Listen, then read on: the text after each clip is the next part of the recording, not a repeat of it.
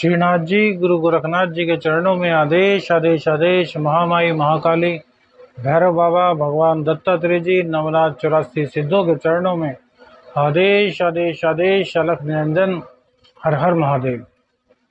आज बात करते हैं गुरुवार की, 10 अगस्त श्रावण माह में अधिक मास की कृष्ण पक्ष की आज दशमी तिथि रहेगी। आज सूर्योदय का जो समय है वो सुबह को 5:47 पर रहेगा, जबकि सूर्यास्त शाम को 7:05 पर होगा। विक्रमी संवत 2080 में अभिजीत मुहूर्त का समय 11:59 से 12:52 दोपहर तक रहेगा। वहीं राहु काल दोपहर 2:06 से 3:45 तक रहेगा। दिशा शूल दक्षिण दिशा की होगी। यह राशिफल आपकी चंद्र राशि के आधार पर है। यदि आप अपनी चंद्र राशि को नहीं जानते तो नाम राशि के आधार पर इस राशिफल को देख सकते हैं। लगन और राशि दोनों से राशिफल को देखना चाहिए, तभी काफ़ी चीज़ें आपकी मैच होंगी। और यदि लग्न और राशि एक ही है तब तो सोने पे सुहागा। आदेश आदेश। कन्या राशि, यह आज जो आपके चंद्र देव हैं वो शुक्र देव की राशि में रहेंगे और अपने ही नक्षत्र से गोचर करेंगे। तो एकादश के स्वामी का अपने ही नक्षत्र से गोचर करना बहुत ही कल्याणकारी होता है। अब शुक्र देव आपके जो भाग्येश हैं और आपके धनेश हैं वो 11वें भाव में आ गए हैं, लेकिन अभी डिग्री वाइज 29 डिग्री के आसपास हैं, तो थोड़ी बल की उनमें कमी है। लेकिन भैया फिर भी आज उनकी ही राशि में चंद्रदेव का गोचर और उनके नक्षत्र और अपने नक्षत्र से चंद्रदेव का गोचर, यह आपके लिए कल्याणकारी ही रहने वाला है। शनिदेव आपके 6ठे स्थान में विराजमान हैं। मंगल और बुध आपके 12वें स्थान में विराजमान हैं, जबकि राहु और बृहस्पति अष्टम स्थान में और केतु आपके द्वितीय स्थान में विराजमान है। सूर्यदेव और शुक्रदेव 11वें भाव में विराजमान होकर आपको अपना श्रेष्ठतम फल देंगे। तो जानते हैं क्या होगा आज का राशिफल। सबसे पहले चंद्रदेव आपके जो कि आय के स्वामी है वो आज भाग्य स्थान में आकर के बैठ जाएंगे, जो कि शुक्र देव की राशि है। तो आपकी इनकम में कहीं ना कहीं ये 4 चांद लगाने का काम करेंगे। आपकी इनकम को अन्य दिनों की अपेक्षा बढ़ा देंगे। यह कार्य आपने विगत दिवस के राशिफल में देखा होगा और आज भी आपका कार्य लगातार जारी रहेगा। बल्कि यदि यह कहा जाए कि कल से अच्छा आज रहेगा तो और अच्छी बात होगी, क्योंकि चंद्रदेव की जो पावर है वो बढ़ चुकी होगी। और चंद्रदेव का 9वें भाव में आना भी काफी कल्याणकारी है और अपने नक्षत्र से गोचर करना तो उनके प्रभाव में बहुत ज्यादा अभिवृद्धि कर देता है। अर्थात कह सकते हैं कि आपकी इनकम को लेकर के आपके सामने जो दिक्कत थी वह आज दूर होने की पूरी संभावना है। आपको लक्ष्मी माँ की कृपा अवश्य ही प्राप्त होने वाली है। शुक्रदेव की कृपा से आप धन का अर्जन भी करेंगे, अर्थात धन को संचित भी आप कहीं ना कहीं करेंगे। पंचम स्थान पर शुक्रदेव की दृष्टि होने से आप रोमांस की ओर भी आज अग्रसरित रहेंगे। आपका मन रहेगा कि यार जिंदगी में रोमांस भी होना चाहिए, प्रेमी प्रेमिका के साथ समय व्यतीत करना चाहिए। तो शुक्रदेव अपना बहुत अच्छा प्रभाव डालते हैं। और जब शुक्रदेव या तो पंचम भाव में होते हैं या पंचम भाव पर उनकी दृष्टि होती है, तो ऐसे में कहीं ना कहीं आध्यात्म की ओर भी जोड़ते हैं। और सूर्यदेव की दृष्टि भी पंचम स्थान पर है, जो कि आत्मा का कारक है। तो आज अपनी आत्मा की आवाज आप जरूर सुनेंगे। आपका मन आपको बताएगा कि क्या सही है और क्या गलत है। तो इनकम की अच्छी स्थिति, सूर्यदेव की अच्छी स्थिति, शुक्रदेव का वरदान आपको आज काफी कुछ देने वाला है। व्यापार की बात करें तो व्यापार आपका बहुत अच्छा चलने वाला है। व्यापार में कहीं किसी प्रकार की कोई दिक्कत नहीं दिखाई दे रही है, क्योंकि बृहस्पति देव की पावर बढ़ रही है। बहुत से लोगों को हमने कहा था कि प्रपोजल मिलेगा, उसमें से संख्या ऐसे लोगों की बहुत कम रही जिनको प्रपोजल नहीं मिला। ज़्यादातर लोगों को प्रपोजल मिला है। तो उन सबको अपने नए प्रेम जीवन की बहुत बहुत शुभकामनाएं। बहुत से लोगों ने हमें कमेंट्स किया है कि गुरुजी आप बताते हैं तो हमारे साथ अच्छा नहीं हो रहा। तो देखिए, यह राशिफल गोचर के आधार पर है। दूसरी बात, नाम राशि। अब एक होता है लग्न और एक होती है आपकी चंद्र राशि। तो राशिफल को आपको दोनों से ही देखना चाहिए, क्योंकि दोनों की ही बराबर की सहभागिता होती है। सपोज कीजिए आपकी मेष लग्न है और तुला राशि है, तो मेष लग्न को भी मेष राशि का जो राशिफल होता है उसको भी देखिए, जो तुला राशि का राशिफल होता है उसको भी देखिए। अब आप यह तय कीजिए कि मेष राशि के लिए यदि आज का समय बहुत अच्छा है और तुला राशि के लिए 50% अच्छा है, तो दोनों को मिला लीजिए, अर्थात आपके जीवन में थोड़ा अच्छा होगा। मेष राशि के लिए बहुत अच्छा बताया गया है, तुला राशि के लिए बहुत अच्छा बताया गया है, तो समझ लीजिए कि आपके लिए गोचर वरदान लेकर के आया है।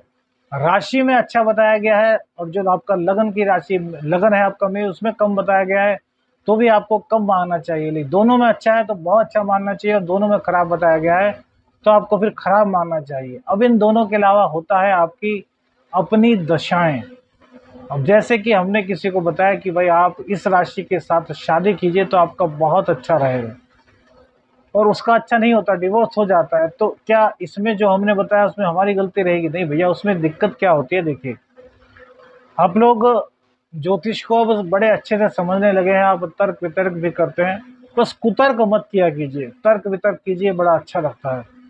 तो उस शादी के टूटने में उस राशि जो कि आपके मित्र राशि के साथ आपने प्रेम संबंधों वाली राशि के साथ आपने शादी की और फिर भी आपका शादी का रिश्ता टूट जाता है, तो उसमें जो जिम्मेदार होगा वो आपका सप्तमेश होगा।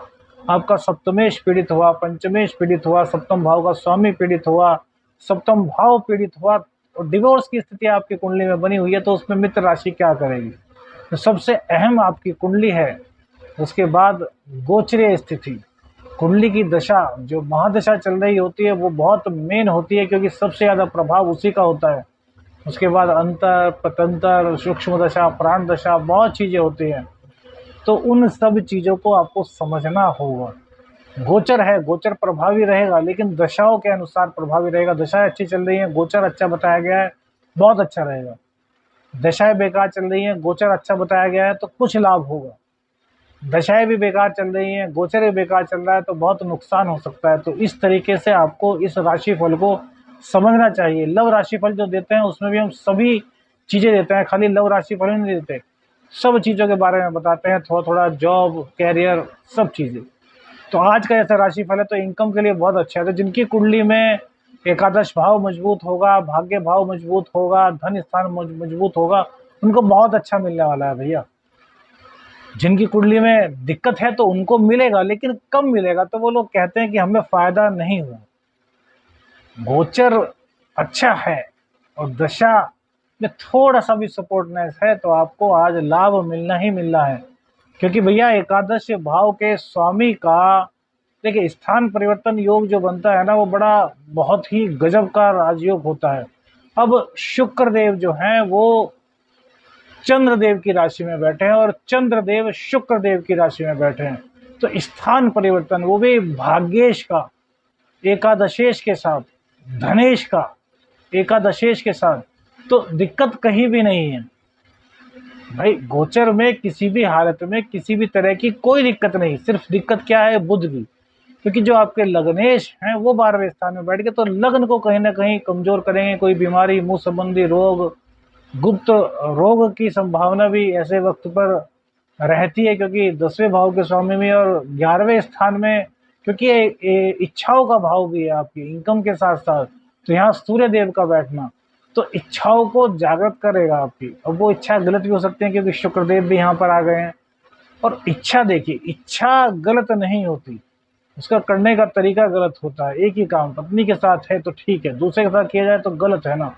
तो इसी तरीके से हर चीज़ों के दो पहलू होते हैं।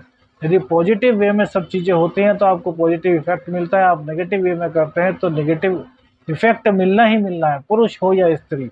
दोनों के अंदर परमपिता परमेश्वर का ही अंश है, दोनों के अंदर एक सी फीलिंग्स भगवान ने दी हैं।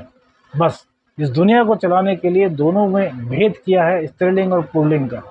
तो इन चीज़ों को यदि आप समझेंगे, अपने दिल से लगा करके पूरी हकीकत को जानेंगे, तो आप बहुत जल्दी समझ जाएंगे, कहीं कोई दिक्कत नहीं आएगी।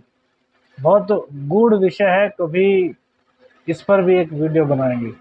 बुध देवता की प्रसन्नता के लिए आपको, अगर यदि आपको मुंह का कोई रोग हो रहा है, आपको बोलने में कोई दिक्कत हो रही है, कम्युनिकेशन का काम है उसमें दिक्कत हो रही है, तो गणेश भगवान जी की भैया आराधना कीजिए, हरी घास पर चलना शुरू कर दीजिए।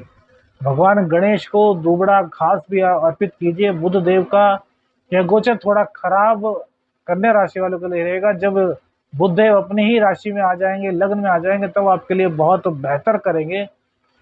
और ये काहे के लिए भैया, ये हम खास तौर से जॉब के और रोग के लिए बता रहे हैं। व्यापार में ज़्यादा दिक्कत इनकी वजह से नहीं होगी, क्योंकि जो मीन राशि के स्वामी है वो बृहस्पति देव हैं और अपनी ताकत दिखा चुके हैं। हालांकि व्यापार भी आपके यही है, लेकिन 12वें स्थान में बैठे हैं, तो आपको बाहर से इनकम कराने का काम करेंगे। विदेश से, अपने जन्म स्थान से, दूर स्थान से आपको जॉब दिला देंगे, आपको काम दिला देंगे। लेकिन जॉब को लेकर के भैया दिक्कत आपके साथ में रहने वाली है। और अब गर्भवती स्त्रियों को भी दिक्कत का सामना करना पड़ेगा, क्योंकि शुक्र और सूर्य दोनों एक साथ आएंगे। हालांकि सूर्य देव की पावर अब बढ़ती जा रही है, अर्थात वो वृद्धावस्था की ओर बढ़ रहे हैं, तो ये दिक्कत कम होगी। और शुक्र देव की दृष्टि पड़ने से वहां पर काम भावना जागृत होना लाजमी दिखाई देता है, और प्रेम संबंधों में मजबूती दिखाई देती है। लेकिन भैया बस वही है कि कहीं से प्रेम हो जाए तो फिर वो प्रेम नहीं रहता। तो इन चीज़ों का ख्याल रखिए। बाकी शुक्रदेव आपको पूरी तरीके से देंगे। जैसे जैसे शुक्रदेव की डिग्री बढ़ेंगी, अर्थात शुक्रदेव मजबूती की ओर पदार्पण होगा, तो आपको बहुत ज़्यादा लाभ दिलाएंगे। सितंबर के राशिफल में आपके लिए काफ़ी सौगात आएंगी। अगस्त के राशिफल को भी देखेगा आप, हमने आपको बताया, उसमें एक उपाय भी बताया। आज के उपाय के तौर पर सबसे बढ़िया काम आपको शिव तांडव स्तोत्र का पाठ करते हुए भगवान शिव शंकर पर कच्चा दूध अर्पित करना है। और कच्चे दूध में यदि आप बर्फ मिला लेते हैं, या फिर दूध को बिल्कुल चिल्ड कर लेते हैं और थोड़ा सा उसमें मीठी मिश्री का पाउडर और थोड़ा सा केसर डाल करके अभिषेक करते हैं शिव तांडव स्तोत्र का पाठ करते हुए, तो आपकी जो कुंडली की दशाएं भी खराब होंगी ना, वो भी भैया कहीं ना कहीं अच्छी हो जाएंगी, और शिव शक्ति का आपको आशीर्वाद प्राप्त होगा। आदेश आदेश लख निरंजन। हर हर महादेव।